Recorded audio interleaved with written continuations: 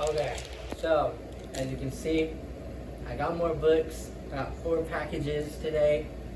So let's go through what I got. The first one is Hidden from History by Martin Duberman, Martha Vicinis, and George Chauncey Jr. This is nonfiction. It's basically just about like queer history and stuff like that, and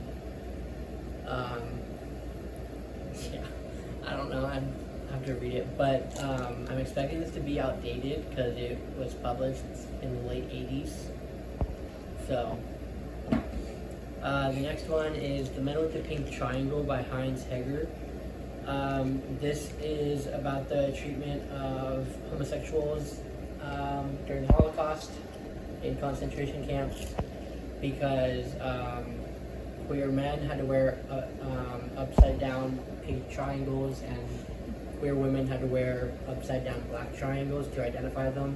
And not all of them were necessarily Jewish.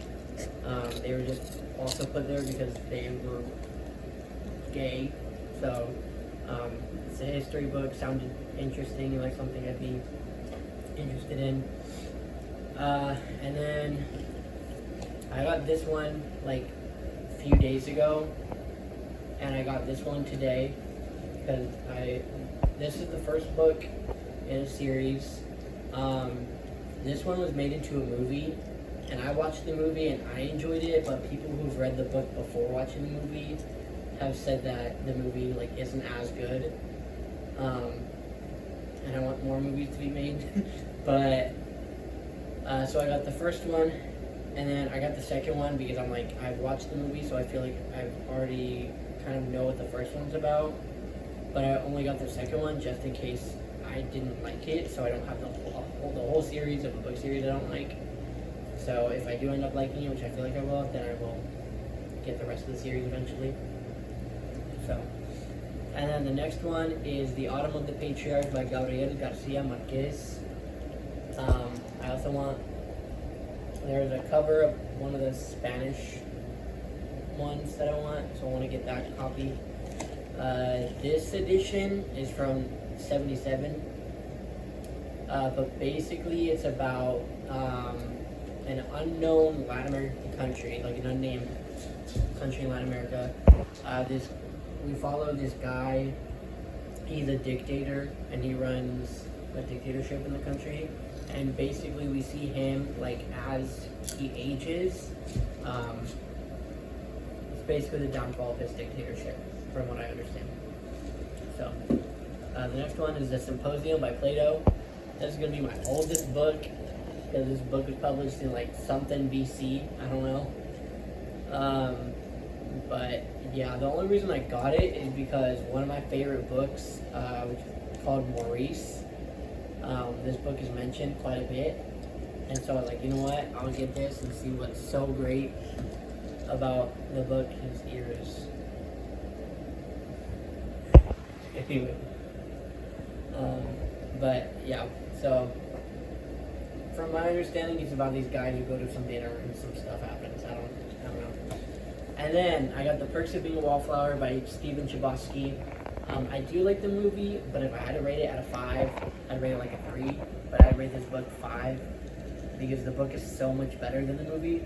And I specifically wanted, this is the UK edition, I specifically wanted the UK cover because I think it's so much better. I think it looks better than the American cover. So I was waiting for when the UK cover was available in thrift books, and I finally got it. But yeah, if you don't know what the book is about or the movie is about, it's about this freshman. Then he deals with like mental health issues and stuff, and he becomes friends with these 2 senior siblings.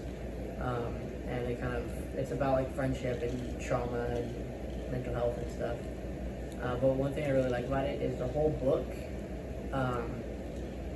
It's the main character writing letters, so the whole book is in the form of letters, and he's writing it to a friend, and that friend is the people reading the book. So it's like, I don't know, I like that. Anyways, the next one is Plastic Monsters by Daniel J. Volt, or I think is how you say it. Uh, yeah.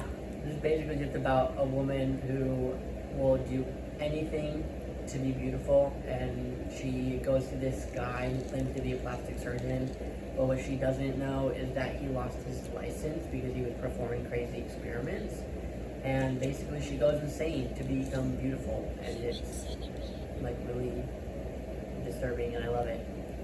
So, let me try to find another book. Here it is. So there's another horror book. There's a subgenre of horror books called splatterpunk. And it's basically like extreme, really gory horror. And most people recommend Loom when they recommend splatterpunk as like a starter. It's by Duncan Ralston. This is about a man in a motel, and he meets this woman, and he basically just tells her all the things that have happened in that room, and it's like really messed up apparently. So I'll get to reading it eventually, but yeah, I decided to get it because everybody always recommends it. The next one is The Undocumented Americans by Carla Cornejo Villavicencio. This is nonfiction and a little bit of like biography, autobiography, because basically it's about the author was here through DACA, and then once DACA got taken away, she had to find a way to become a citizen. So it's a lot about being undocumented, and there's a lot of statistics from whatever on illegal immigration, the Latino community, all this stuff, and it seems like something that I would really like. So, and then the next is Superior by Angela Saini.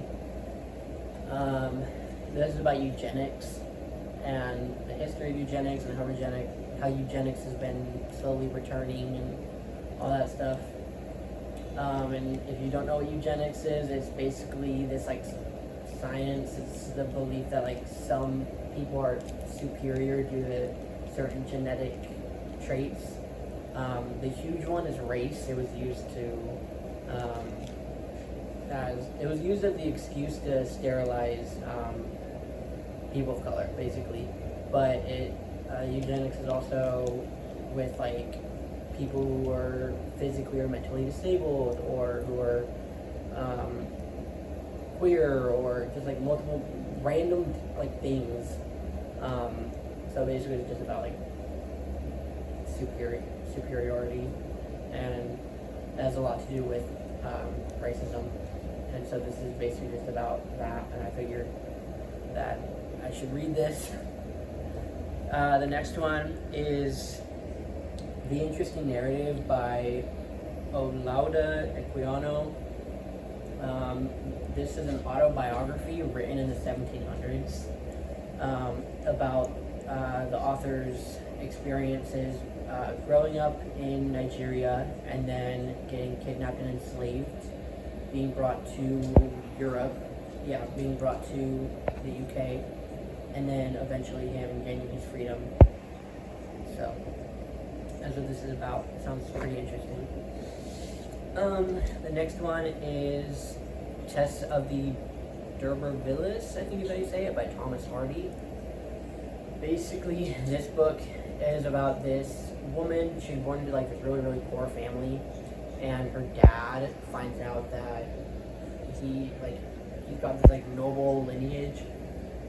So he sends his daughter Tess to go take care of that like place, which is called the D'Urbervilles, however you say that. I don't know. But basically, once she gets there, we follow her and her life basically going downhill. So it's a lot about like class and stuff. So the next two books are by one of my favorite authors. The first one is A Room with a View by E.M. Forster. It's basically about this woman. She goes to Italy. She meets a man, has an affair with him, and then she goes back to England, and then she gets engaged to this man, and then she breaks it off and decides to continue her affair with the man that she met in Italy. And another book that's about like social class and social expectations and stuff like that. And then there is Howard's End by E.M. Forster. This book is about 3 different families and kind of like how they interact with each other. One of them is wealthy, one of them is middle class, the other one's lower class. So it's about how each family from these 3 different like social hierarchies, I guess, interact with each other and how they see each other and judge each other and stuff like that. The next one is When Men Become Gods by Stephen Singular. This is about Warren Jeffs, who is the leader of a polygamist Mormon cult. And he was arrested in like 2019 or something. And it has a lot to do with like child marriages and having multiple wives and all that. And so, sounds interesting. The next one is The Trunk Murderess, Winnie Ruth Judd, by Jana Balmersbach, I think is how you say it. So I found out about Winnie Ruth Judd and the author through one of my favorite true crime shows, which is Deadly Women, because the author talked on the episode that Winnie was like on, I guess. And so the author knew Winnie personally and like met her and stuff like that. And I think she's innocent, to be honest. But basically, what happened is she got in a fight with these friends, and then one of her friends ended up dead. And she went on a train from Phoenix, I believe, to LA with this giant trunk. And the trunk ended up having her friend's body in it. And some people think she's innocent, some people think she's guilty. Based on what I know, I think she's innocent, and she was framed by a doctor that they knew. But yeah, she was eventually institutionalized and put in a mental facility. This happened in the 30s, so she was there until like 78, I think, and then she ended up, after that, she got out and lived the rest of her life until she passed away in like 98. So, yeah. And the last one is Serafina by Rachel Hartman. I read this book in middle school and absolutely loved it, and it popped in my head like months ago, and I was like, what is that book called? So I kept trying to look it up. I was not finding it, and then I finally found it, and I was like, okay, now I gotta get this book. But it's basically about like this it's a fantasy book. It's about this world where humans and dragons coexist together, but humans don't like dragons, and it's about this girl who's like half human, half dragon. She can morph into a dragon. And she has to hide that, and then all of a sudden the prince of the world gets murdered, and she's one of the suspects, and she basically has to not only like try to prove that she's not guilty, but also she goes on a whole journey to solve it. And I just remember really loving it in middle school, so I decided, you know what, I'll try to read it again. I'm a little nervous because I'm not a fantasy reader, but at the same time, I've never really been a fantasy reader, so if this is one of the only fantasy books that I liked in middle school, I feel like I'd probably still like it now. So, I got 17 books in total today, so